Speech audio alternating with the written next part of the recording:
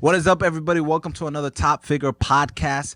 We're going to get into a special episode today. This is the end of the year special. So we had to bring two special guests, giving you double the value on this episode. So today what we're going to go over is investing. You know, this is one of the most important things, and a lot of people don't know where to start. They don't know how to start. They don't know what to do, and it could get overwhelming out the beginning, right? So the first guest, all right, this guy, his name is PJ, right? He goes by Mr. PJ on Instagram.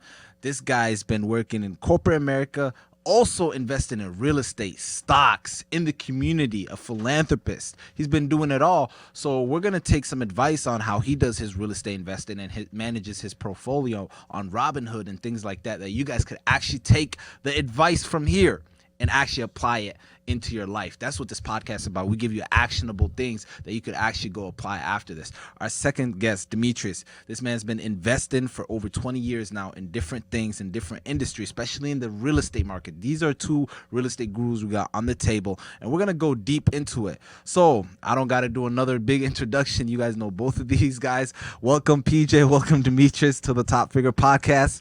All right. So first, PJ, for the people that don't know, what's your background story? Where are you from? When did you decide to take this route of investing in yourself?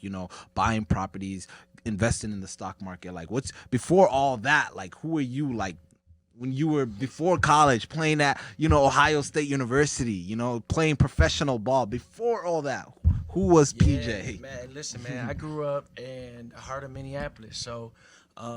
South Minneapolis. I actually graduated from Minneapolis North.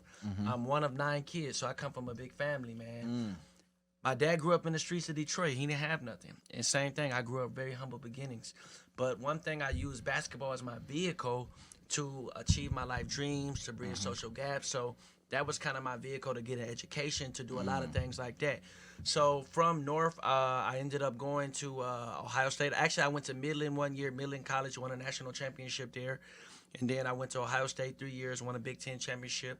Then played professional for almost a decade. But in my last year of playing professional, actually this whole time I was training kids at this gym, 43 Hoops. So I ran 43 Hoops, did a lot of training. And most of these kids I'll train are really wealthy kids, kids with gyms in their house. So a lot of times these are executives and all of that. So, you never see the dads. You usually see the moms, the nannies, different things like that. So it was one dad who was coming. I'm training these kids in the summer when I'm back. It was one day who was coming every time, man. It didn't matter if it was 10 a.m., 1 p.m. He was like just showing up and just there in his son's life. So I asked him, man, what affords you all of this freedom? And he said, I said, what do you do? He said, I'm the vice president of Wells Fargo Advisors. So I said, dang, I'm looking for somebody to help me manage my money. So he's like, let's set up a meeting. So I ended up going down there, and he said, PJ, man, before we talk about your money, what you want to do after basketball? And I was like, I don't know, And that was the start. He said, look, man, I was watching the U.S. Open, and they started talking about athletes going broke from bad advisors in their life. Wow. And he was like, I've been watching you for 2 years on how you interact with people. You got all the gifts to be successful in this business as a financial advisor, as a wealth advisor.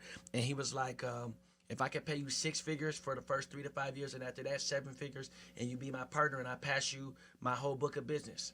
He came, he was a hedge fund manager for 15 years. He was in that space, and he came to private wealth, and he showed me the whole way. So I studied myself for the Series 7, Series 63, Series 65, passed them all on the first time, and boom, here I am, bro. And he showed me the whole game. Wow. That's crazy. And that's very impressive. Now, you mentioned something that, doesn't happen a lot in our community, which he showed you the way, right? A lot of times, I don't know what it is, but a lot of community people try to like hold things back rather than like wanted to see you shine. You know what I'm saying? Like, your light isn't going to dim my light, you know? So how was that, taking that advice and actually running with it? Some people do get the opportunity, but their ego's in the way and they don't want to listen to somebody. So how were you so willing to learn and like apply the knowledge? So I'm going to tell you something like about our people. When we talk about black and brown people, we are being raised with the crabs in the bucket mentality. Whereas white folks, they not the same right there. So black people almost feel like, for me to make it, then I have to pull you down. But it's not like that. And you see a Wow. lot of times white people, they'll give each other money, Mm-hmm. they'll group their money together, and it's not about who has what or what cut, but it's about buying everything. And so Mm. my mentor is actually a 6-year-old white man. So he like gave me the game. So I said, once I learn the game, then it's gonna be my job to be like a figure and be that image for our people and bring as many people as I can in. So now I'm in the party of the financial world. How do I bring as many people? How do I liberate our people economically? And that's what I do. So I charge my wealthy clients and I give the game to our people for free. Wow. But what you see is, like, he'll be able to attest to this. A lot of our people, they'll soak up all the knowledge, but they won't do. They won't take action. So that's they paralyzed. I don't know if it's fear of failure. I don't know if it's fear of the unknown, but they paralyzed. So I give the game away for free to anybody who wants it. Not a lot of people gonna act though. Wow, that's an impressive background story. That's crazy background story. Our next guest is Demetrius. So Demetrius, tell the people of how you also got started. You know what I'm saying? What were like the first steps that really had you set up, the first steps that really had you thinking the financial freedom and having your set up, investing in all these things before that? Yeah, well, my background is accounting and computer science, and so coming back and actually starting my career maybe towards maybe like the beginning of the .com era, the bust, and so Yeah, it was a crazy time. yeah, so it was a crazy time. Yeah, that was a perfect It timing. was a wild time to be in, and but basically just working in corporate America, and getting the experience, being an accounting manager, being a controller, being a IT director. I had 75 people reporting me directly. Wow. And so, but that's corporate America. That's corporate And America. I was doing things that I was told to do. Mm. And so, with that said, is that I pretty much got burnt out, and you get burnt out of corporate America because at the same time you basically, I say corporate America because I was a corporate American. My job was my identity. Wow. That's very powerful. So when people ask like, when those times they say, "What do you do?" It's not who are you. It's what do you It's do? What do you do? You see, and so and I came to the point where I was tired, and at the same time, it was just like I wanted something different, and I wanted to do I wanted to do what I wanted to do. And so what was the driving factor or the force of making me bounce or leave corporate America is that I would get into a situation where I had a better idea and I had a better approach on handling the solution. Yeah. And my manager or supervisor or maybe CIO, CTO, CTO, yeah. they probably didn't have the liberation or the freedom or maybe the time just to do something different because it mean unknown. And so, which I knew that would work. But at the same time, it's just having someone else being under control to when you want to grow and flourish and you want to make new systems and make things happen and you're basically limited because of their foresight that's not foreseen. You see, and so that's what really drove me out. I just wanted to have the freedom of creativity. That's really important. Right? And so, and that's when I decided I just needed to basically start my own business. So here's the thing, though, right? There's those people who still just, can't quit their jobs, right? Let's really get into practical steps of taking the action of investing, PJ. What do you think is the first step? Like if I'm working corporate America, I'm making $50,000 a year, right? For example, let's say I'm making $50,000 a year. I'm working at Target Corporate. Where do I start? How do I start? What's the first step that I could? So you start number one when you talk about real estate or even the stock market is I tell people you can become a 9-to-5 millionaire. So you use the money that you make and you start to invest that and you start to set that money aside to go towards your own dreams because what Demetrius said is true. What corporate America does, they pay you a salary to deter you from building your own. Wow. Because you're building somebody else's dream. Yeah. So, but being an entrepreneur is not for everybody either. That's the thing that a lot of people need to realize. This is not for everybody. this is for few, but everybody could invest. So I say start. Go ahead if you want to. No, touch that's on true. that. I Yeah. agree. So taking a part of your income and then just like investing in yourself. I always like when I speak to kids and young high school kids. I always say, here's the 3 buckets. Save a little, spend a little, give a little. Whoa.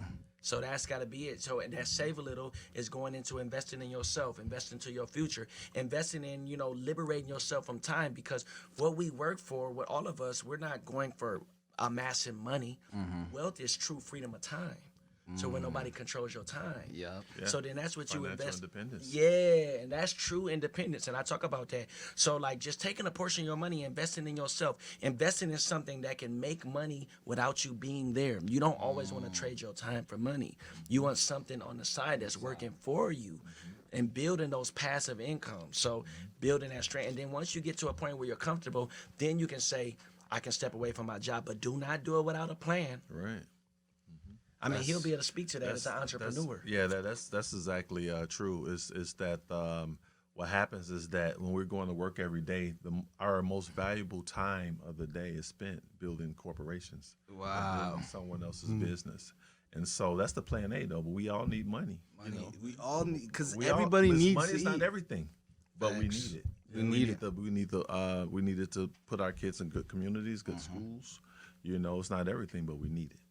You see, and so your job is plan A, and plan B, and that's what I used to struggle with. It's just like I want to be financially independent, because I had a hard time getting comfortable in corporate America, because I just knew that at any time that could be taken away from me. Wow. You see? And then what about my mortgage? You see, and what about so that I never really jumped too far out the ledge, because of that, because of being dependent on corporate America and a job. And so focusing on plan B when you get into the investments in real estate. And like you said, is that everyone's not meant to be a business owner or entrepreneur, but at the same time making investments, and in real estate is a really good, even though you have to figure it out. I'm not you gonna have lie, to both really of be you guys are the comfortable. people that I know that are crushing into real estate. How does, like, let's say I am just working a normal job and everything, but I don't have a lot of money to invest, because people think for real estate, do you need like, $100,000 up front, or what? Like, what's the bare minimum I could just come in comfortably? Like, I know this number in my head, then I could get into something. Let me ask you something. You pay rent. You pay rent? Yeah. Okay. All right. You make enough money to pay some nice rent. Yeah. Okay. All right. So basically, just say if you tighten your belt, you see. And so if you tighten your belt and then you go make a home purchase, you have to have good credit, though. Yeah. Don't underestimate credit. Credit's powerful. You need credit. Yeah. Everybody need credit. Everybody That's the needs- American way. yeah. You can't survive without credit. You got to leverage other You people's need, money. Other you OPM. need to leverage it. And so basically, like I would tell people, like, instead of buying a single family home, buy a duplex. Buy a 4-unit, something where you can live in, and then you can have someone else help you pay your mortgage. Or if you can't buy a duplex or something, but maybe buy a townhome with more bedrooms, and you can rent it out to your friends or rent it out to people that you know. You see, but you always want to get an investment going to something that you have income coming in to help with that. Bars. And that's going to continue. That's going to help you with your financial freedom. Bars. financial What do you have to independence. add on to that? No, that's perfect. I'm gonna just give you the whole blueprint because I tell people this all the time. So if you a single individual, or is you and your girl, the first thing you do is you buy a duplex. Don't buy a single family, because you need, you live in one and then you rent out the other to pay down your mortgage. So that's the first thing I do. So here's my story. I can tell you exactly how I did it. I was living, like he said, in an apartment or in a townhouse, paying $1,600 a month. So I'm like, dang, I can actually be building my own equity, like doing this. So I searched for like the next 3 to 6 months. And what I did, I always say, the number one investment you can make is in yourself. Yeah. So then research, pay to do the research. First, I got my credit right. Then I said, okay, I need a job, because banks, they do income-based lending. Means you got to have a job, W-2s, to be approved to get a loan. But then you invest and you look for them first-time home buyers. So I bought my first home, $160,000. I moved in there. Now I went from paying $1,600 in a 2-bedroom, 1-bath townhome with 1,200 square feet to an 1,800 square feet home, 3-bedroom, 2-bath, yard, all of that, $1,000. I lived there for 2 years, right? sold that mug for $100,000 profit. So now I lived there for 2 years, invested in there. So now I sell it for 100,000. So 263 actually, you get a tax-free check, because when you sell your real estate, anything under 750,000, when you married, or anything under 500,000, tax-free. Hold on. Repeat what you just said again. This is bars that, bro, the info that's getting dropped today, this is straight value. This is exactly why I like podcasts like this, because they can take this information and go apply it right after. It's applicable. So repeat that exact step you just repeat, because a lot of people are afraid of paying taxes and things like that. That's very important. Go ahead and say that again for the people in the back, You man. sell your home if you're living in that home. So first thing I want to tell, like how you get into a property, how he talked about it, is if you're living, if it's an owner-occupied property, you're only going to pay 3%. So if you buy a fourplex, if you buy a duplex, you're only going to put 3% down, 3 to 5% down. So you talking $400,000, that's $12,000. Now, if you're a first-time home buyer, you don't actually have to come up with all of that money. There's so many programs because they want to deploy people. They want people to be homeowners, especially minorities. If you're willing to live in a city, that's the thing. Like, So you don't even need to have all 12,000. no, bro, listen. So there's no excuse. I put down literally $3,000 on a $160,000 home because I had a first-time home buyer program that put $9,000 down for me. Right. But you also have to have the credit. You The gotta credit, have the credit. the So I credit. did that backward, like he said. So let's say, okay, so the first step now, guys, this is actionable things that we're giving you guys. Step by step, do this. Number one, fix your credit. Or if your credit's good, right? Let's say your credit good right now. This scenario is for a person that has good credit and they have that $50,000 a year job working at Target corporate. So they could go do this tomorrow. They can start looking. So the number one thing is you look for, so if it's number one, we just start the base. Pull your credit. Because right now, because of COVID, they allow you to pull your credit every week for free. For free. One time is, at one point is one time a year. But because of COVID, you can pull it unlimited. How do they pull the credit? Is there a Credit website? Karma, annualcreditscore.com. Okay. You'll get a free report from all three companies, from TransUnion, Equifax, and Experian. right. You look at it. If you have any negative things on there, then you work on fixing those. But if your credit is good, then the first thing you do, you go to a mortgage broker. Now, you can go to a bank, but I say mortgage broker because they'll shop around and get the best deals for you. So I work for Wells Fargo. Okay. Banks are in the business of making money. Money. Yeah. You know this person. Wells Fargo, 3 out of every 5 mortgages in America, they have those mortgages. Whoa. So Wells Fargo personally 3 has. out of every 5. We're the biggest home lender in the world. This is what we make our money on. So they're not gonna have the incentive to give you the best rate. But if you go for a mortgage broker, they can shop around to some of these smaller places and get you the best rate. Now, how much do I pay the broker? Well, that'll be all in the fee. So if It'll you be in find the fee, If okay, you find okay. a good real estate agent, this is their job. They make money on the loan. So On if the they loans. don't get through the loan, then there's no incentive. Right. Y'all hearing this stuff? This is crazy. So this is literally that we just gave step-by-step blueprint of how to do it. All right, next step, they get their house, right? They have their first property going, you know. How do you find the tenants now, right? Because you got to find the tenants. That's what we got to worry about. Because I buy a house, I'm sitting on it. How do you get the tenants? You have to have a plan. You see, Yeah. you just don't get something and then think you finna like find something. You already should have a list of people already in line that you want to work with, you want to be with. You know, having a tenant is almost like a marriage. Yeah. Having a roommate is like a marriage. You know, if you can't get a duplex, if you can't get a 3-unit building or something like that, you know, maybe start with the large townhome that you can have someone, you know, renting out a room on a lower level. You know, so just basically do what you can at that point. You know, you may have relatives or something like that. Some work, some don't. But don't just go and buy property and then have to look for it. You want to have an idea where you're going to get tenants from. Wow. Yeah. And you can just second what he said, he's spot on. And you can test the market by doing this, because this is what I do with my renters. I first say put out an ad on Craigslist. You can look on Craigslist, you can look on any rental meter, and you can see what are rents going for in this area. So before I ever decide to get into this property, then I'm gonna say, what is the rents going for this area? What is the availability? How does my duplex or my apartment compared to all the what's available? And what are the amenities? What kind of renters am I looking for? Then you can put out them ads, tester ads, Facebook. Yeah. And then you put them out there, and then people say, "Oh, I'm looking for this." For this. Yeah, but you test the market. Don't jump in without testing the market, because I think a lot of entrepreneurs fail and they get weeded out because they jump in 2 feet into the damn deep end. Without a clear plan. Yes. Without You a jump clear into the plan. deep end and you can't swim, you'll drown. You'll drown. Yep. Now, for instance, right, we're in Minneapolis, with all the craziness going on. You know, we'll get deeper into that story. With the things that happened with George Floyd here in Minnesota, you know, the sad story, that you do actually own a property in that area. So how does situations like this affect the rate of the property, you know, the depreciation and things like that?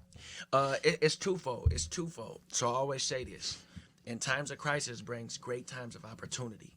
So what you look at is, I do have a property over there, but I got a long-term strategy. So what I'm looking for right now is cash flow. I'm trying to get cash flow. So I moved out of that property that I was living in, 36 and Elliott, and I got 2 renters in there now, top and bottom, and I'm making $600 a door. Wow. And so now I say, What does that mean, a door? so a door, I got a duplex over there in that neighborhood. So from each unit, I'm profiting $600. So then now I say, okay, everybody's scared of this neighborhood, but this is a really good neighborhood. You can't just look at the now. You gotta look at what's the past 5 years and then where it's going. If you look at Uptown, there's nowhere else for Uptown to go but to expand this way. And I'm talking about over 35 W and then over here. You go any more left, then you in Edina, you in Richfield, you in all of these other cities, you know. So they had to expand over, and then it's in the city's best interest to invest in those neighborhoods that have been. So you talking about Chicago, you talking about Lake Street, the corridor. I mean, Lake Street Coalition just got $300 million from the city. You think they're not gonna build it up? So now, while people are scared to move over there, the violence, this is the time to buy. When there's blood in the streets, then that's when you gotta buy. Okay, Tell you the truth. that's crazy. So the reason why it's down because of situation that happened this summer. You were actually involved in a lot of the marches that was happening here in Minneapolis. A lot of the chaos and all the crazy stuff was going. You were actually one of the leaders in this. How was that experience during the summer, and like what was happening and like what was going on and all the craziness that happened, you know? Yeah, it was unbelievable. So I grew up right there on 38th, Chicago. My great uncle owns that church, Worldwide Outreach for Christ, where in front of where he was killed. My buddies own all of the buildings around there. So my mom and my great uncle, they actually seen it. They was out, but unbeknownst to them, they didn't know it was George Floyd. He was the murder gonna change the whole world. But so many people was texting me and saying, like, you know, PJ, you got to do something. You a leader in the community. So I felt then like I got to get involved, you know. Okay. And I said I got to use my platform to uplift people, to be the voice of the unheard. Because I was a professional athlete, because I'm in corporate America, because I have so many ties to people, I said I'm gonna use my platform. So we ended up, you know, with 10K, Tayo, Royce. We did some of these marches, and I went into the marches just trying to be a servant leader, just lead out front, you know, be an example for people. But what do they say in a good book? It says, "Many are the plans in a man's heart, but it's the Lord's purpose that will prevail for your life." Wow. My gift is people, bro. Inspiring, leading, encouraging, creating a platform for them. So through this tremendous adversity, my gifts rose to the top. And it says in a good book that a man's gifts will make room for him. So this is what happened. Wow. My gifts just made room for me. My gift for leading people, for people, just brought me to the front. I never meant to do that. So now I've been on 60 Minutes with President Joe Biden. I've been on CNN. I've been on every national Wells Fargo thing. posted Wells you. Fargo. I seen it on the app. So I've been, you know, part of 100 Black Men, national stuff. But all of this to serve my community, my people, and just give people a platform. I'm a servant leader. So how can I turn your wave into a tsunami? That's the first thing I said to you when I met you. Yeah. How can I help you? Wow. Yeah. Wow, that's crazy. And you know, a lot of people weren't understanding how big that actually was and how worldwide it went. Especially when there was a truck trying to come kill people in one of the marches. Yeah. How many people were there? Over like 10,000 people, 20,000. 20,000 people. Insane. So between that, you know, being in corporate America and also being in real estate, you could say you have a lot on your plate, but you're not too busy to invest still. This is the thing that we're getting to, and I want people to understand. Some people say like, hey, like I'm too busy to be thinking and investing right now. One thing, sorry to cut you off. One thing that we need to talk about is that, like when you have someone with multiple gifts and lots of talents, but at the same time, you're taking the time to explore your talents because of your discipline. Yeah. When I look at you, I see a very disciplined man. You feel me? Yeah. And so without discipline, dedication, and drives, you're nowhere. So if you want to be an entrepreneur, you want to be a boss, you want to be anything you want to be. But if you don't have the discipline, to reach your goals, to study, to plan, to learn, he had to learn these things. He could have just gave up if he didn't make it to the NBA or something. He was just saying, you know what? You know how many people give up when they don't make it to the NBA? Yeah. When they don't make it through college? You see? But that discipline, we got to put it in sacrifice. Yeah. We got to put away a lot of things. How many friends have you lost? Man, a lot. How many relationships have you lost? lot. How many family members have you A lost? A lot. Because of your discipline. Wow. Yes. I mean, I didn't tell y'all my whole story, but so my Let's story go deeper into that. Oh, my story is crazy, man. Listen, out of high school, I had no Division I offers. Wait. No Division No II Division two? Nothing, bro. I went and actually tried out for a junior college in Texas. Wow. They called me.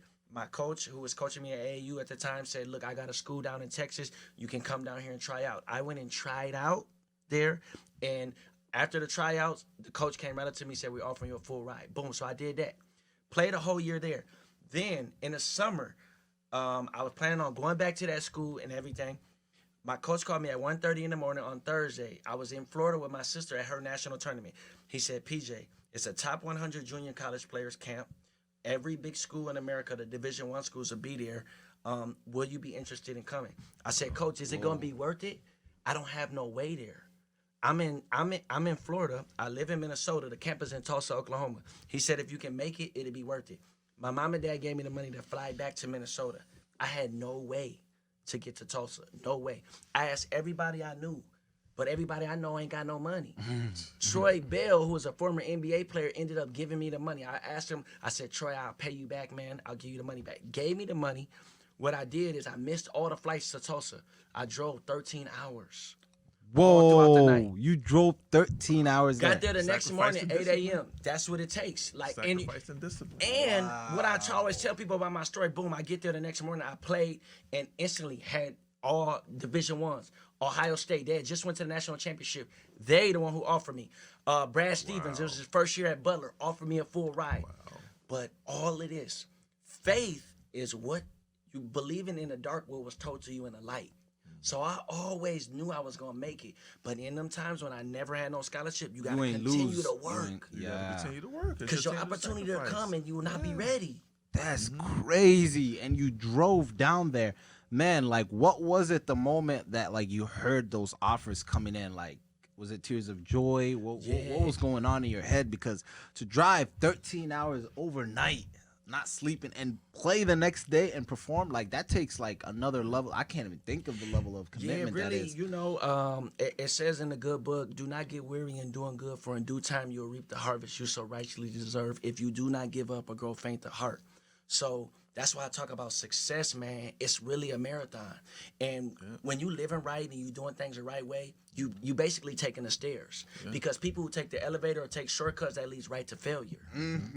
So it takes time to be good. And to the outside world, to your friends, to your family, it'll look like you're behind. But everybody who's living the right way is behind until you get there. And then they like, oh, you're an overnight success. But it's been 20 years of me doing this. That's It's they the say turtle to win the race. You seen the cartoon? You ever seen the cartoon? Tortoise in the hair. Tortoise in the hair. Yeah, tortoise in the hair, No, there's this one quote that says, fast success builds ego, slow success builds character. Facts. Because this is the thing. I say, you never want your character, you never want your talents to take you a place that your character can't keep you.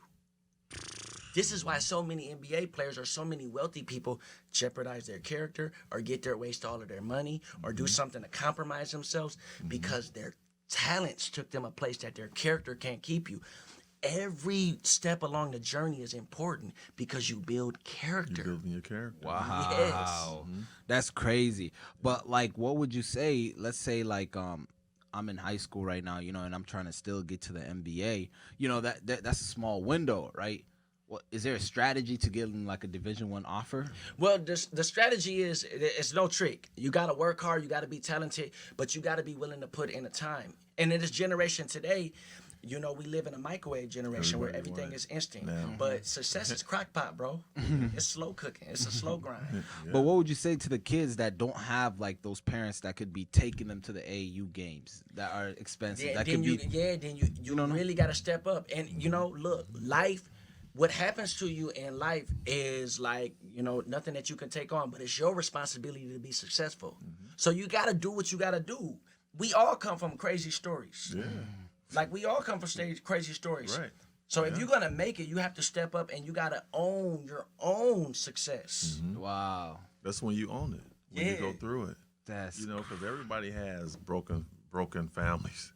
Yeah. We're not the only person who go through things. We're not the only people who have hardship, who Wow. fail. Facts. you know? That's- So everybody go through that. It's life. So know? that's insane. Moving on to the next quick topic. I know you got to go here pretty soon. Right now, right? I have some money.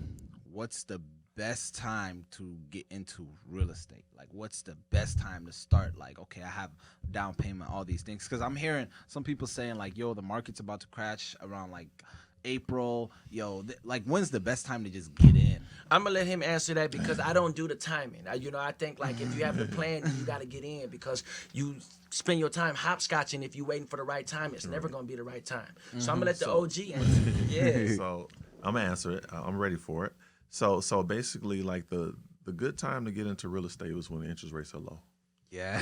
When the interest rates are low, that's one. But at the same time, too, if you got a plan, if the interest rates are high, but if you got a plan, you can see it through. But I would also add this is when you mentioned that everybody's saying the market is crashing, right?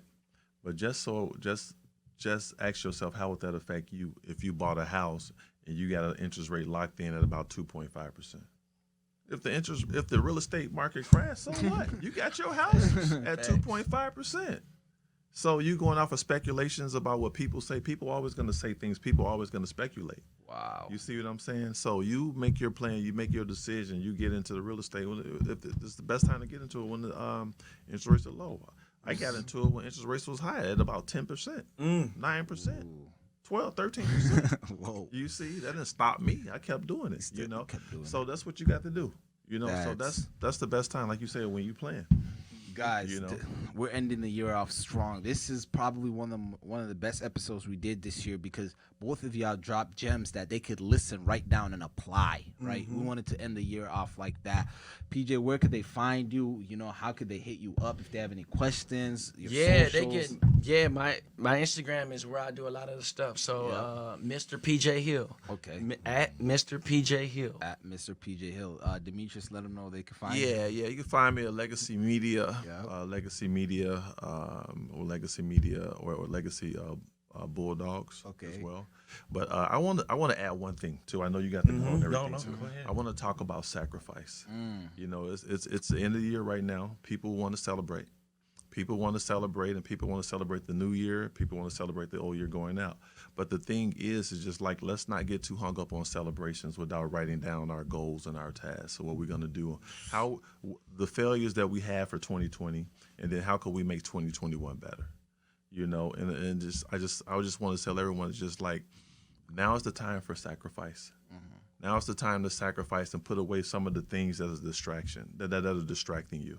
And it could be anything. It could be people, places, things, what we consume, what we eat, what we drink. But you'll never be successful if you're not willing to sacrifice. That's period. a fact. And so, That's a that's fact what with a everybody's stem. doing right here. We've all made sacrifices, and that's important. You could have the aspirations to be anything you want to be, but if you're not willing to sacrifice, and I'm gonna end the story. I'm gonna end this with one story that I met someone that during college, and we were close, but she told me, she said that, and I, just like everybody else, I went through it. I went out, I partied, everything too. you know, happy hours and clubs and all that, popping Yep. bottles, you know. And so, but what she mentioned to me, she said one thing. She said that you would be successful, you know, you would be somewhat successful, and you would have money, you would touch money, but you'll never be wealthy, you see. And then I asked her why. She said, because you worship too many gods. You see, this was like when I was like fresh out of college, you know, I was partying, I was making a lot of money, you know, I was working out like hell, drinking like hell, you know, and so it was just like running around. But the thing is that these other gods, you know, like the so many distractions. But that when she told me that, It hit you. everything stopped, and that's when I began to sacrifice. That's real. And then I just shot up. I'm gonna give him one quote. We're gonna end it with one quote. Let's end you it. always gotta be willing to sacrifice who you are for what you'll become. Whoa. You Say gotta that be- again for the yeah. people in the back. You gotta be able to sacrifice at any That's time biblical. who I like you it. are for what what you'll you'll become. Yeah, Man, that's the key. PJ, Demetrius, we appreciate you guys. This is probably one of the most informational episodes we had all year this year. We Guys, ended up 2021. we ending just this like this. strong. Take a screenshot of this, share it on your social media. If you got any value from this, tag both of them, tag at Team Top Figure.